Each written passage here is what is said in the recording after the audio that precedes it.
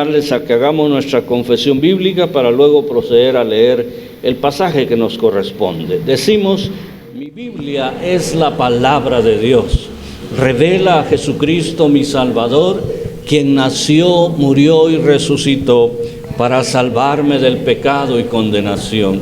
Me enseña de la fe, santidad y amor para predicar su gracia y perdón, desde mi familia y congregación hacia la nación y toda la creación. Y el pueblo de Dios dice: somos casa, somos familia, somos iglesia, busca a Dios y reflejamos unidad divina. Amén. Ezequiel capítulo 9, versículos del 1 al 6, por favor, mis hermanos. Cuando lo encuentre, por favor, póngase sobre sus pies. Y vamos a leer, si usted tiene la versión Reina Valera, revisión de 1960, si gusta leer en voz alta junto conmigo, hágalo con toda libertad. Dice así la palabra del Señor: clamó en mis oídos con gran voz, diciendo: los verdugos de la ciudad han llegado, y cada uno trae en su mano su instrumento para destruir. Y he aquí que 6 varones venían del camino de la puerta de arriba, que mira hacia el norte, y cada uno traía en su mano su instrumento para destruir. Y entre ellos había un varón vestido de lino, el cual traía a su cintura un tintero de escribano. Y entrados se pararon junto al altar de bronce, y la gloria del Dios de Israel se elevó de encima del querubín sobre el cual había estado al umbral de la casa.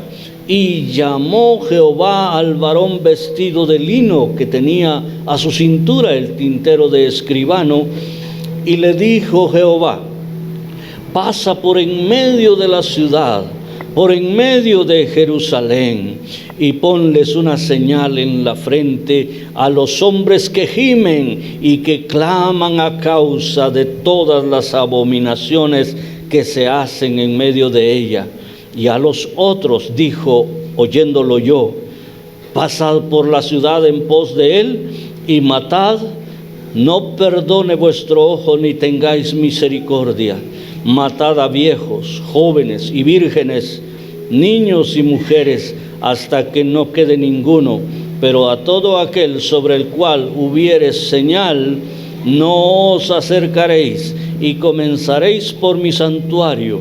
Comenzaron pues desde los varones ancianos que están delante del templo. Amén. Tome en su lugar. Tal vez para tener un poquito de trasfondo histórico, quiero decirles, hermanos, que cuando Jerusalén, cuando Judá, o el pueblo de Israel más bien, fue llevado cautivo a Babilonia, entonces hubo un profeta que se quedó en Jerusalén. Ese profeta fue Jeremías. Y entre los cautivos que fueron llevados a Babilonia, iban 2 varones que resultaron siendo profetas también. Uno de ellos fue Daniel, el conocido Daniel, que pues halló gracia ante el rey de Babilonia y fue colocado junto con 3 de sus amigos en una posición importante dentro de aquel gobierno pagano. Pero aparte de Daniel había otro profeta de nombre Ezequiel. La diferencia es que en tanto Daniel estaba en el palacio, en la casa del rey, Ezequiel estaba entre los cautivos que estaban allá en los linderos, en la ribera de los ríos de Babilonia. Y yo sé que algunos de ustedes que tienen más de 30 años, ya les vino a su mente aquella canción, Los ríos de Babilonia. Al principio ni la entendíamos, que era en inglés, ¿verdad? Pero nos gustaba oír los ríos de Babilonia.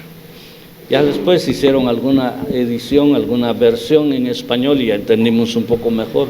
Pero cuando asociamos esa canción secular, que la asociamos con el relato bíblico, nos damos cuenta que era en ese tiempo, entonces, cuando los babilonios, los caldeos, le pedían a los israelitas, a los judíos, a los hebreos, que cantaran los cantos de Sión, aquellos con los cuales ellos tanto se alegraban cuando hacían sus fiestas solemnes en Jerusalén. Y ellos no estaban para eso. Entre ellos estaba Ezequiel. Y mientras Daniel era usado por Jehová, por Dios, allá en el palacio real, y Jeremías era el profeta odiado por la cúpula religiosa de Jerusalén, porque les daba palabra que no les gustaba. No les decía que iban a recibir dinero, que se iban a ganar la lotería, no les decía nada de eso. Les decía que les iba a ir mal por haberse rebelado contra Dios, por haber desobedecido a Dios. Entonces no lo querían, lo metían preso, lo golpeaban, etc. Y Ezequiel estaba allá, en Babilonia, trabajando duro como esclavo, pero también recibiendo revelación divina. Lo que nosotros acabamos de leer es parte de esa profecía que Dios le dio a Ezequiel para el pueblo de Israel en aquel momento. Sin embargo, déjenme decirles que la profecía generalmente tiene aplicación doble o tiene cumplimiento doble, y en aquel momento era para ellos, pero hoy día también hay aquí una profecía que es para nosotros los que creemos en Jesucristo, y que veremos al final de los tiempos cómo el Señor nos guarda de la ira, cómo somos librados de esa ira por haber puesto nuestra fe en Jesucristo. Nosotros, la iglesia, hermanos amados, tenemos el privilegio de estar bajo el cuidado, bajo la protección, bajo la preservación de nuestro Dios Todopoderoso ante cualquier circunstancia. Y por supuesto, veremos entonces cómo esto puede tener aplicación a situaciones particulares, a situaciones actuales en nuestra estancia aquí en la tierra. Por eso entonces les invito a que nos regocijemos y que pongamos mucha atención a las explicaciones que voy a darles en cada uno de los aspectos aquí resaltados en estos 6 versículos de Ezequiel capítulo 9. La convicción plena de los hijos de Dios es que seremos libres de toda condenación. Si usted va a ser libre de condenación, diga amén. Vamos a tener que cambiar el mensaje, un evangelístico. Si usted, hermano, hermana, niño, joven, está seguro que es libre de la condenación, diga amén. Amén. Y espero que no lo haya hecho por compromiso, porque ya el pastor está algo colorado, ya está enojando, mejor digamos amén ahora. Que sea porque realmente creemos que nosotros seremos libres de esa condenación. Y dicho sea de paso, no me enojo. Sí me pongo rojo, pero no me enojo. Seremos libres, hermanos. Las personas que no tienen conocimiento de Dios, aquellos que no han creído en Jesucristo, ellos sí serán sujetos u objeto de aquellos grandes castigos sobre la humanidad pecadora, porque Dios tiene juicios, hermanos, sobre los pecadores, y ellos sí serán objeto de eso. Nosotros sabemos que vendrán juicios, y testificamos que seremos libres de esa condenación. Entonces, a través de estos versículos, quiero invitarlas a que descubramos lo que nos enseña este pasaje tan especial, siendo usado aquí el profeta Jeremías por Dios nuestro Señor. Lo primero que aprenderemos es que el juicio está determinado sobre la tierra. Cuando digo el juicio está determinado sobre la tierra, quiere decir que ya está escrito, ya está establecido y no hay vuelta atrás. Mire lo que dice el verso 1 y 2. Ahora con calma y con este contexto que le di, mire lo que dice. cuando clamó en mis oídos con gran voz diciendo, está hablando el profeta, los verdugos de la ciudad han llegado, eso le dice el Señor al profeta, y cada uno trae en su mano su instrumento para destruir. Y he aquí que 6 varones venían del camino de la puerta de arriba que mira hacia el norte, y cada uno traía en su mano su instrumento para destruir. Y entre ellos había un varón vestido de lino, el cual traía a su cintura un tintero de escribano, y entrados se pararon junto al altar de bronce. El altar de bronce es el altar de los holocaustos, porque el altar del incienso era de oro. Este de bronce era el altar de los holocaustos. Y entonces aquí hay 3 asuntos que nosotros debemos entender en estos 2 versículos. En primer lugar, nos revela que los verdugos han llegado. ¿Cuántos saben que es un verdugo?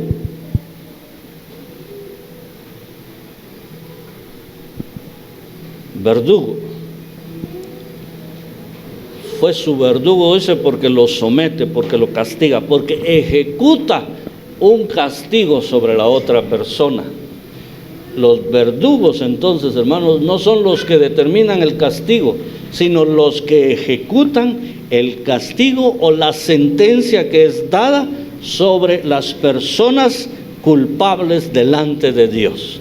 Entonces, cuando dice aquí que los verdugos han llegado, se refiere seguramente a seres angelicales que vienen con esa misión de ejecutar el juicio y de cumplir el castigo sobre los culpables, quienes no son dignos ante el altar divino de permanecer con vida.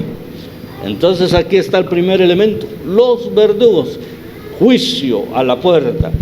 Y luego dice que traían sus instrumentos de destrucción. Si estuviéramos hablando en el contexto actual, seguramente, hermanos, diríamos, venían armados hasta los dientes, traían ametralladoras AK-47 y traían esto. Pero acá, en el contexto bíblico en que está Ezequiel, nosotros podemos entender que probablemente eran espadas lo que traían los verdugos. Pero no quiere decir que las espadas no mataran. Las espadas también hacían daño y mataban a muchas personas.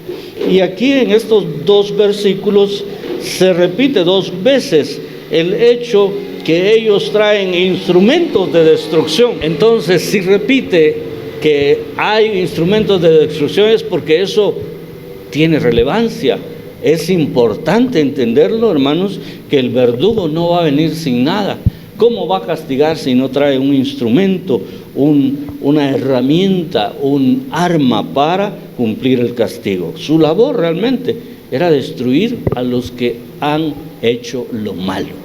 Su labor es destruir a los que han hecho lo malo. Por eso, si somos hijos de Dios, nosotros debemos estar pensando siempre en hacer lo bueno.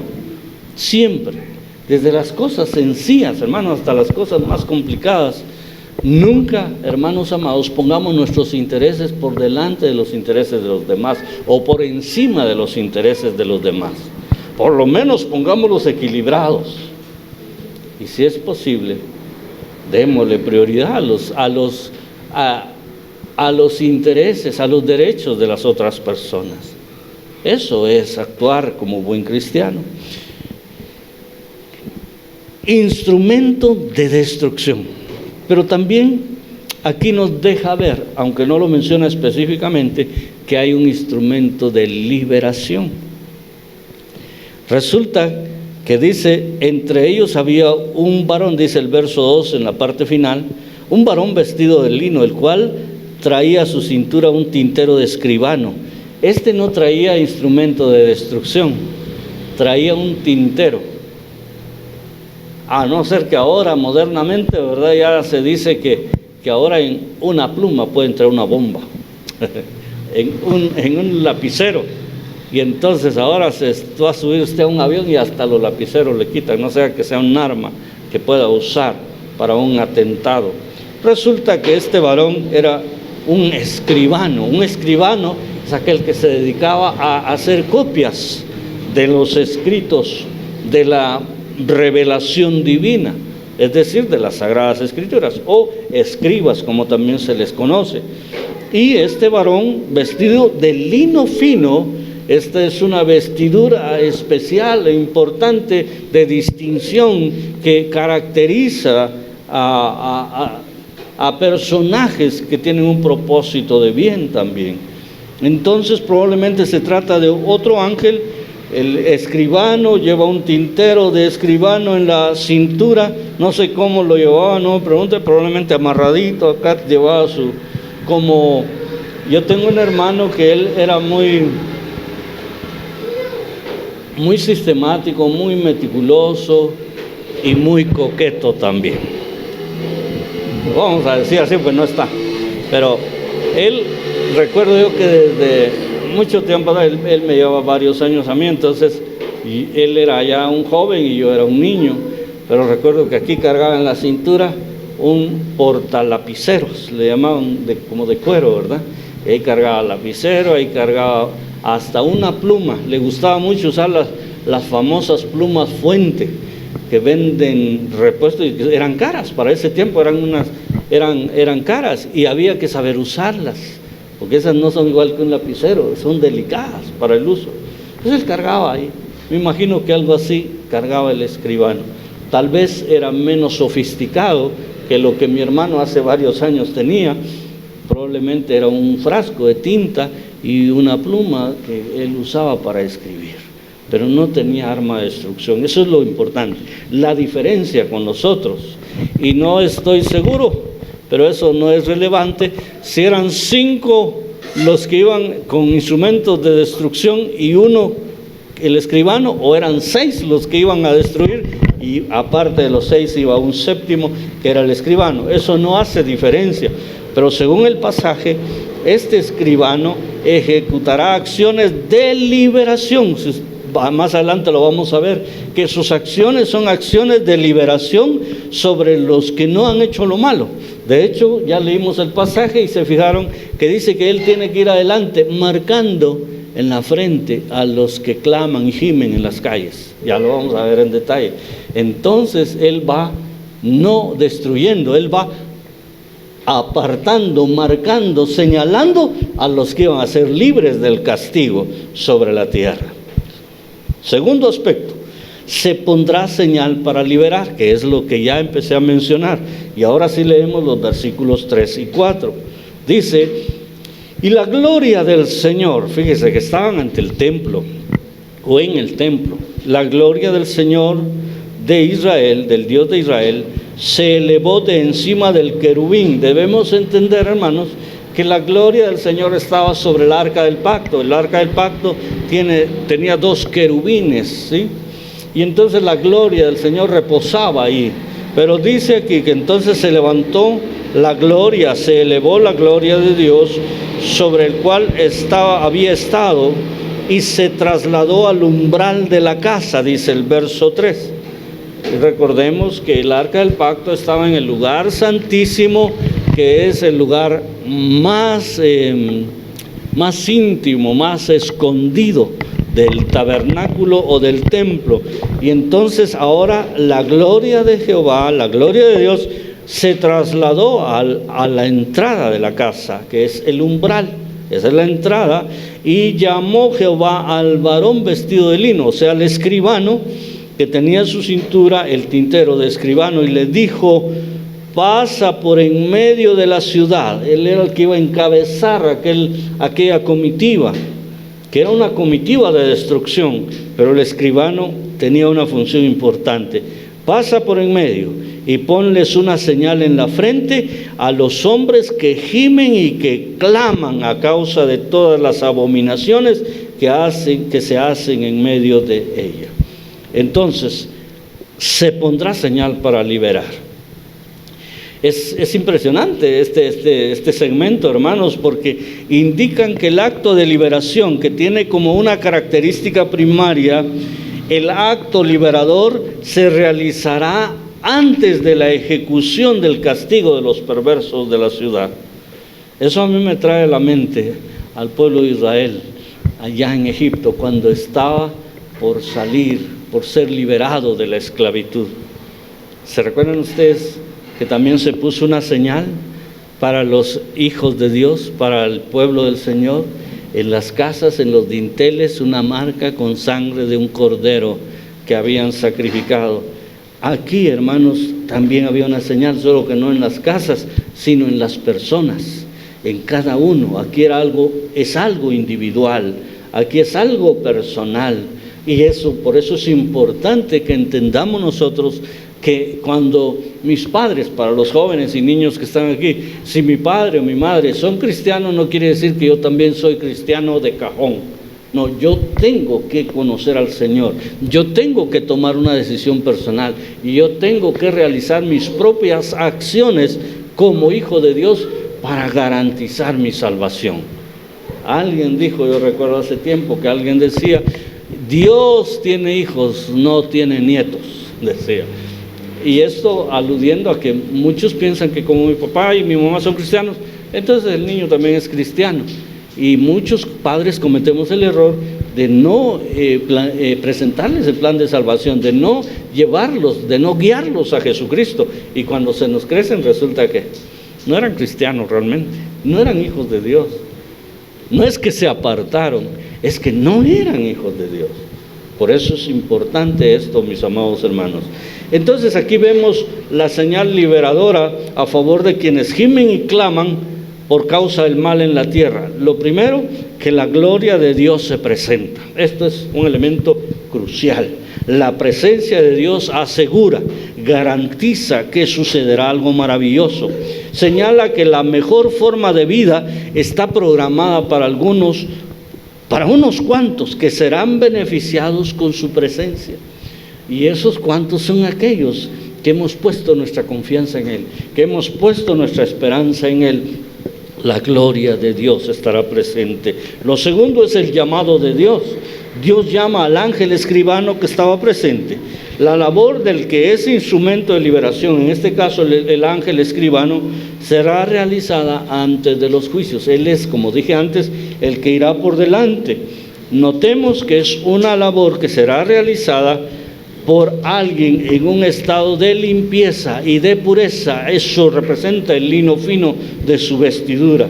Esta persona, probablemente un ángel, ya dijimos, conocerá quiénes son realmente las personas limpias delante de la presencia del Señor.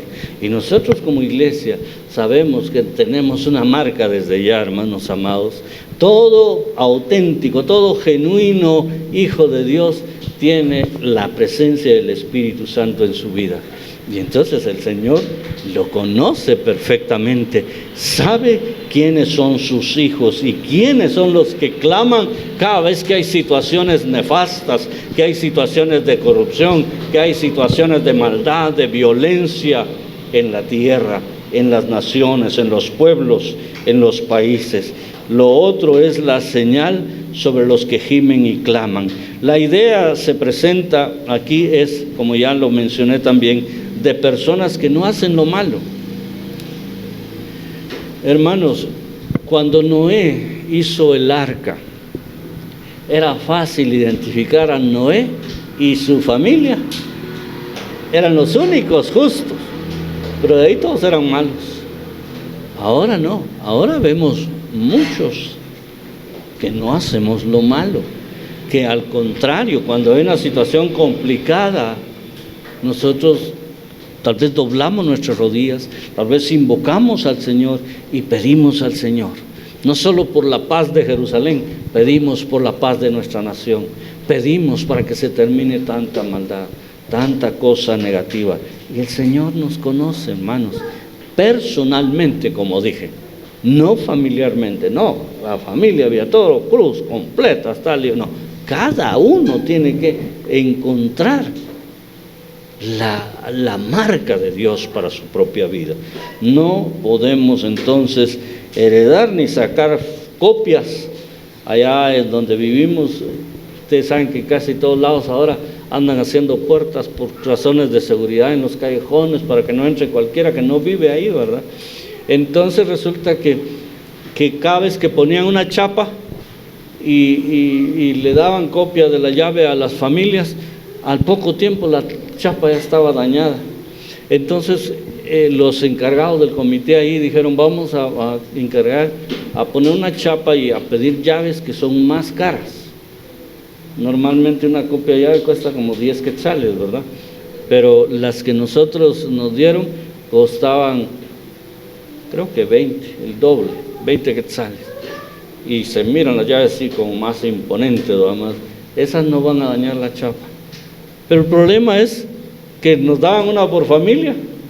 ¿Y qué hacíamos después nosotros? Ir a sacar otras copias de A10 para que cada miembro de la familia tenga, porque no va a estar uno portero ahí abriéndole a su familia cada vez que llegue alguien o que va a salir alguien. Y al final daba lo mismo, porque sí se podían copiar. Y mucha gente hizo eso y el problema seguía. Aquí, hermanos, no se puede decir, le voy a sacar fotocopia a la frente de mi papá y me la pongo yo aquí. O voy a pegar la frente con la frente de mi mamá para que me deje la marca. No se puede.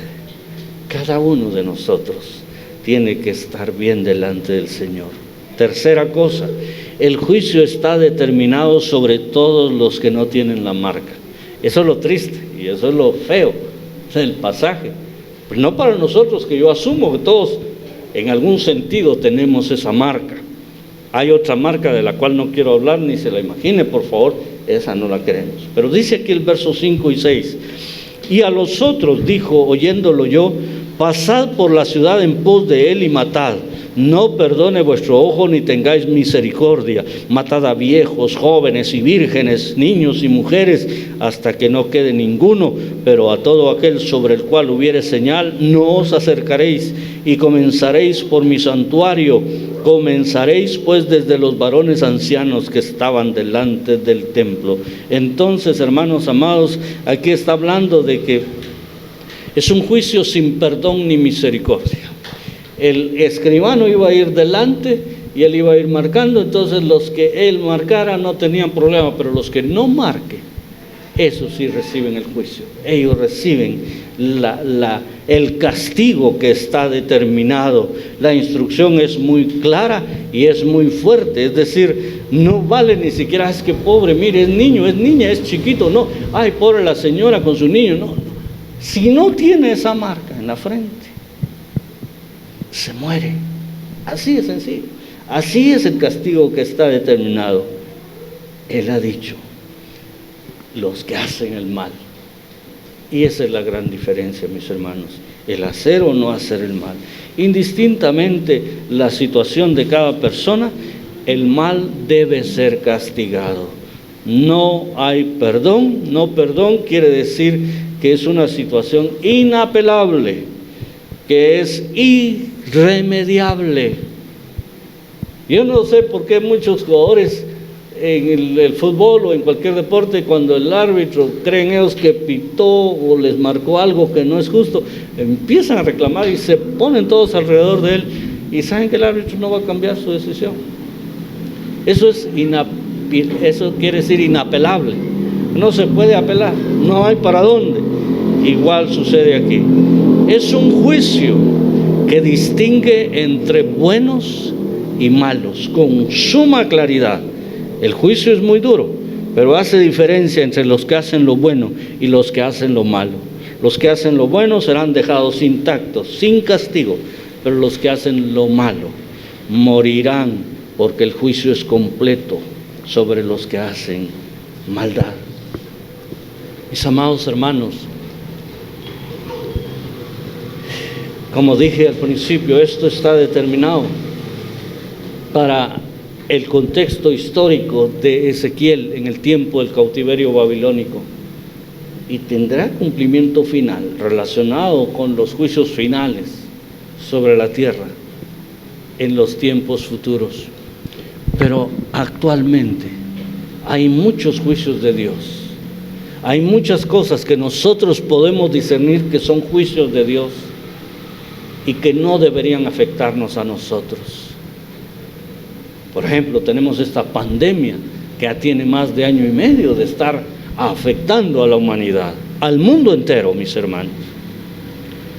Y algunos me podrán decir, hermano, pero aquí se han muerto pastores. Que sí se han muerto pastores.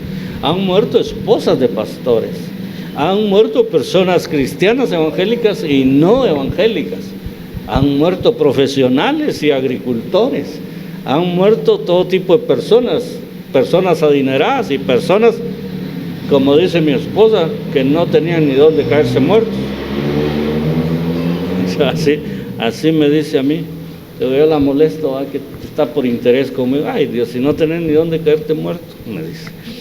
Pero tengo, le digo, el suelo.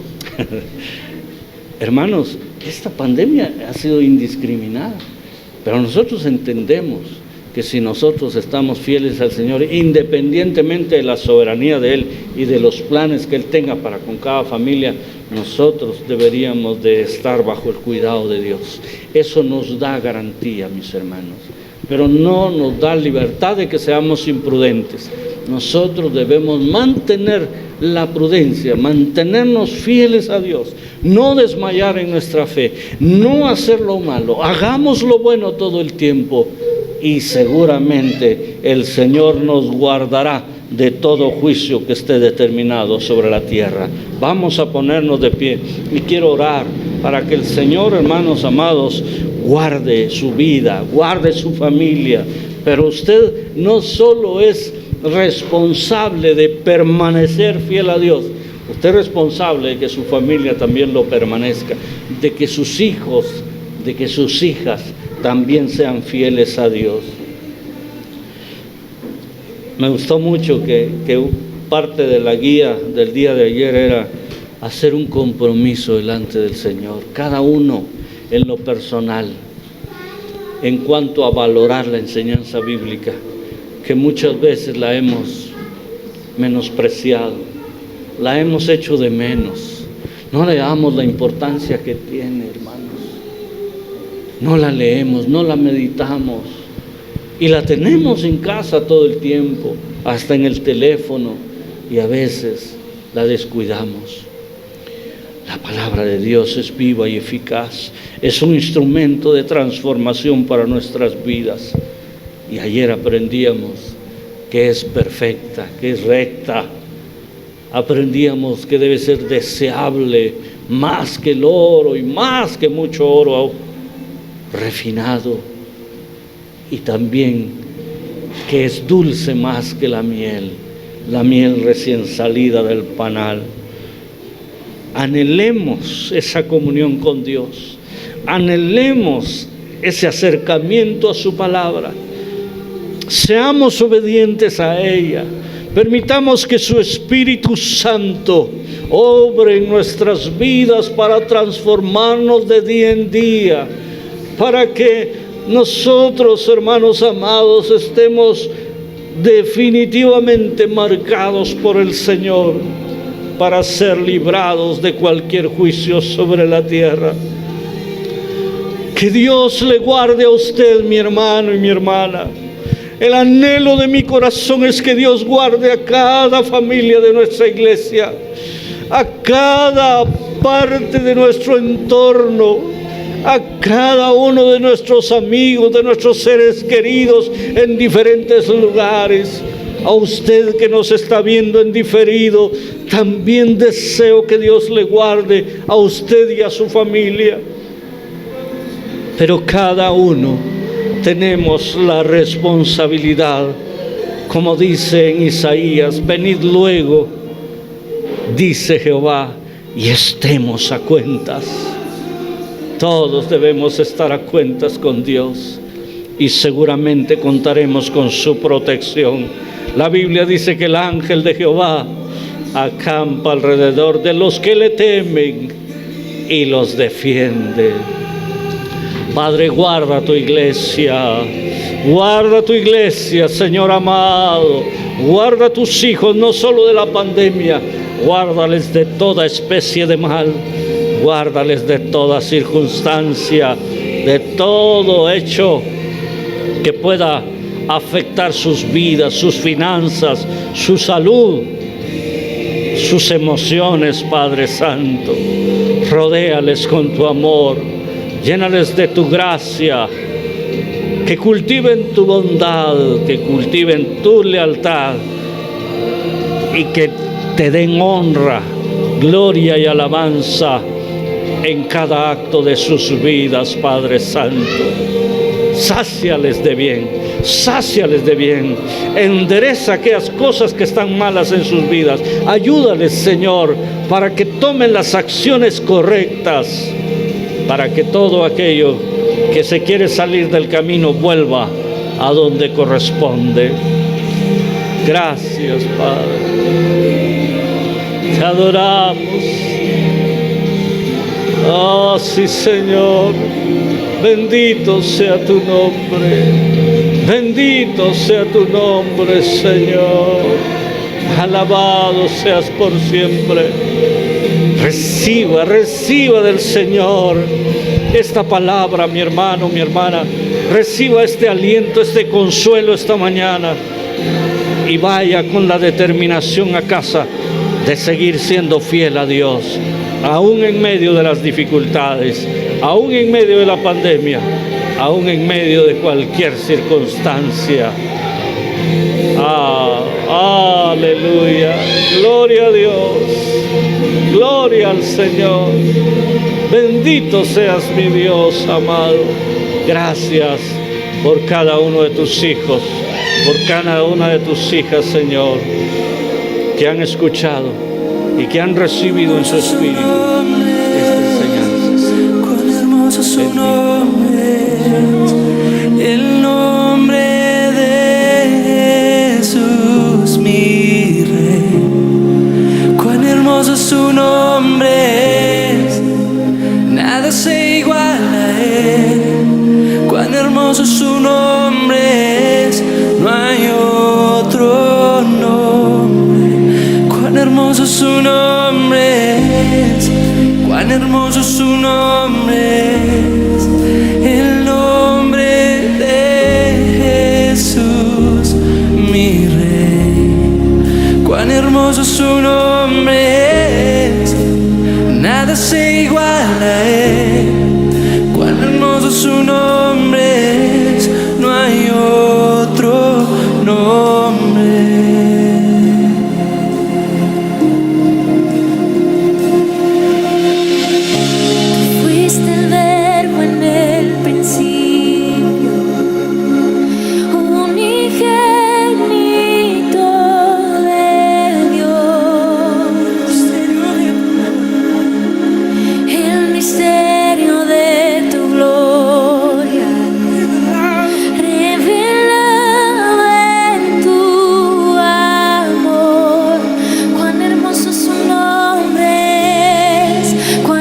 Su